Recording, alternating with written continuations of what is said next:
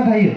फुं समाव निहिर नांनायजों माजों ताजा ताजा जानानै थायो बिबारफोरा बै समावनो जों खानांगौ जेथिया साना जौगागोन साननि पहरा बारा जागोन बिबारा माने लरहायलांगोन आरो बेखौ खाब्लाबो जों खामानि जानाय नङा आं दहायनो बुंखाबाय जिखिनि दफाफोर बै दफाफोरखौ मावफुंनांगौनि थाखाय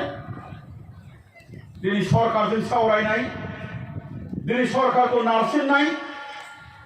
बे गासैबो राहानि गेजेरजों बिटिआरनि दफाफोरखौ मावफुंनो थाखाय आथिखालाव दुलाराय बर' फरायसा आफादा खामानि मावबाय थादों दा जों बिटिआर मोनखांनायनि उनाव एबसुआ दिनै मा मावदों आरो एबसुनि मावनांगौनि बिबाना मा नैबे बाथ्राफोरखौ जुदि सोंथि जोंनियाव जुदि फैयोबा जों बेखौनो फिननाय होदों दिनै सोमावसारबाय एनडिपिआबो बेसेबांबा गोबाव हाग्रायाव थानानै दिनै एकर्ड सुक्ति मोनसे जाबाय जोंनि लेखा सोलोंनाय लेखा फरायनाया खम जायो जायनि जाहोनाव जों आनजादाव मा मोननो हायो नाम्बारखौ जों खम मोननो हायो आरो जायनि जाहोनाव जोङो माने मा होनदों जे गावनि सिमांखौ जोङो दावखोलांनायाव जोङो माने फेलें जानांगौ जायो दा ओंखायनो जों बेबायदि साना माने मा होनदों जे बिबारखौ खानो होनाय माने मा गियानखौ जों बयबो ज' जाजाय ज' बर' हारिनि सुबुं आं दहाय बुंनाय बायदि बे गामिनि सोरबा गथ'खौबो गावनि फिसा बायदि साननानै ला गामिनि सोरबा मानसिखौबो गावनिनो असे मानसि बायदि साननानै ला दिनै महरिपारा दख'रा दुलाराय बर' फरायसा आफादनि जे बोसोरारि जथुम्मा बे जथुम्मायाव दिनै आङो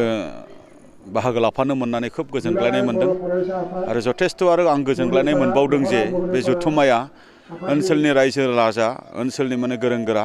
ओनसोलनि सानसुमैफोरनि मदद आरो सहायनि गेजेरजों बियो मोनसे जाफुंसार महर मोनबाय होननानै आं सानो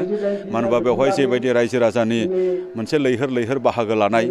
हयथ' रायजो राजाफोरा दिनैबो माने दुलाराय बर' फरायसा आफादनि सायाव मोनसे फोथायनाया दङ आरो दुलाराय बर' फरायसा आफादा हारिखौ जे गेरेमसा हारि दानांगौनि थाखाय जेबायदि मावथांखि जेबायदि मोनसे मिशन भिजन जे रनसायदोंमोन बेखौ दिनै मावनो थाखाय जोंनि इउनिटनिफ्राय आप टु सेन्ट्रेल लेभेल जिहेतु जोङो दिनै हाबाफारि जोङो जथायदों थिग बेबायदिनो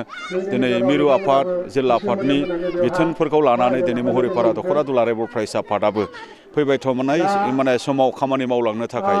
सोलोंथाइ बिथिङै समाज बिथिङै हारिमु बिथिङै बा जे जोंनि एकर्ड इमप्लिमेन्टेसननि बिथिङै जे रायजो राजाफोराबो जे एसे सांग्रां जानो गोनां दङ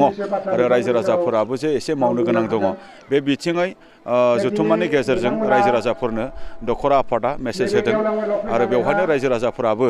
जे दिनै आं खावलायगोन जे दुलाराय बर' फरायसा आफादनि फैबाय थानाय समाव जे जोंनि समाज फोसाबनांगौनि थाखाय जे बिमा बिफाफोरा जिखिनि मावनो गोनां बिबान दङ बिमा बिफाफोराबो बेवहाय मावनांगोन आरो जे जोंनि आफादफोर बा जोंनि सानसुमैफोर बा जोंनि गोरों गोरा सुबुंफोराबो समाज गंसेखौहाय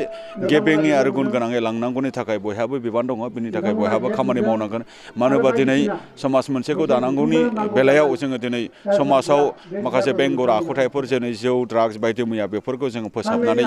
जोङो आगान सुरनो थाखाय जोङो दिनै जुजिदों आरो सोलोंथाइ बिथिङै दिनै दुलाराय बर' फरायसा आफादा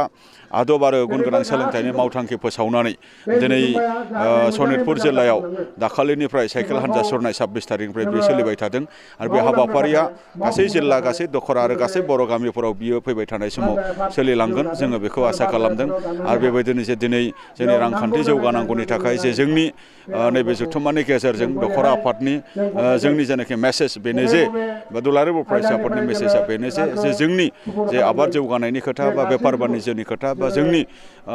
लाइमोनफोरा जे कम्पिटिटिभ एग्जाम होनायनि गेजेरजों बा साख्रि बाख्रि मावनायनि खोथा बा नैबे बाथ्राफोरखौहाय जोङो बोरै जोङो सांग्रांथि लाबोनायनि गेजेरजों जोंनि रांखान्थिखौ जौगाहोनो हायो जोङो बेखौ सानो दा बेखायनो दिनै नैबे जथुम्मानि गेजेरजों आं बेखौनो खावलायगोन जे फैबाय थानाय समाव महरिपारा ओनसोलनि रायजो राजाफोरा दुलाराय बर' फरायसा आफादा खावलायनाय बायदि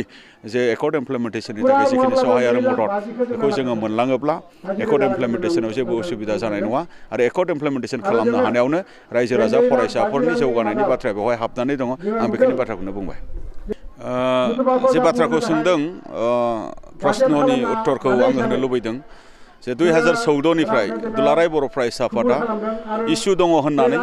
सोमावसारनाय दङ होननानै सोमावसारनायखौ जाफुंनांगौनि थाखाय 2014, 2015, 2016, 2019 जोङो बिसायख'थियाव थोंजों बा खेंसालियायै जोङो मदद खालामबोदों थिग बेबायदिनो जोंनि सोमावसारनायखौ 2020नि 27 फेब्रुवारियाव जोङो बिटिआर होननाय मोनसे सुक्तिखौ जोङो खालामनो हादों आरो बिटिआरनि बाहेरानि बर'फोरनि थाखाय जोङो बर' कसारि वेलफेयार काउन्सिलखौ जोङो दाफुंनानै होनो हानाय जेनाखि दफा बेखौ जोङो मोनबोदों जायखौ आसाम सरकारा नै बावैसो सानथामसो सिगां मोनसे पूर्णांग मोनसे इन्टारिम कमिटि बेखौ दाफुंनानै होनाय जाबाय थिग बेबायदिनो दिनै जे बिटिआर एकर्डआवहाय थानाय मोनफ्रोमबो दफाखौ मावफुंनांगौनि थाखाय जोंनो दिनै मोनसे पलिटिकेल मोनसे पेट्रनाइज जिथु नांगौ जायो आरो मोनफ्रोमबो माने दफाफोरखौ मावफुंनांगौनि थाखाय सरकारनि मदद नांगौ जायो थ' बेखायनो फैबाय थानाय समाव जों दुलाराय बर' फरायसा आफादा जों सानगोन जे जोङो जे एकर्ड इमप्लिमेन्टेसननि थाखाय जोङो माने बिसायख'थिनि जायनाखि हाबा मावनाय थोंजों बा खेंसालियायै जोङो बेखौ मावगोन आरो बेनि मोनसे अफिसियेलि जायनाखि फोरमायनाय जोङो आफादनिफ्राय जों अफिसियेलि बेखौ फोरमायगोन दासिम जोङो बेबायदि अफिसियेलि जोङो रोखायै जोङो फोरमायथ'नाय जायाखै नाथाय बे रोखा जे एकर्ड इमप्लिमेन्टेसननि इन्टारेस्टआव जों बिसायख'थियाव थोंजोङै नङाबा खेंसालियायै जोङो बाहागो लागोन फैबाय थानाय समाव जे जोंनियाव सोमावसारनाय जोबखांनायनि उनाव दिनै मोनसे एकर्ड जादों आरो बे एकर्ड इमप्लिमेन्टेसननि जेनाखि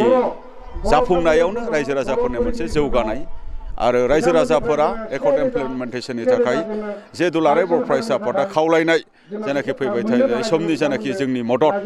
बेखौ जोङो रायजो राजाफोरनिफ्राय जोङो जेब्लायबो लुबैगोन आरो एकर्ड इमप्लिमेन्टेसनजों लोगोसे जोंनि फरायसा जोंनि गामियारि जौगानाय बा जोंनि हारिमुवारि जौगानाय जोंनि समाजारि जे जौगानाय बेखौ जेन माने हारि दानांगौनि थाखाय बड'फा उपेन्द्रनाथ ब्रह्मआ गेरेमसा हारि जे जोंनो मोनसे फाउन्डेसन जेनाखि होलांदों बै मोनसे माने डेस्टिनेसनसिम सौहैनांगौनि थाखाय जेन जोङो ज' ज'यै खौसेथिनि गेजेरजों जोङो खामानि मावलांलायनायनि गेजेरजों मोनहैनो हायो आं बेखिनिखौ आङो खावलायो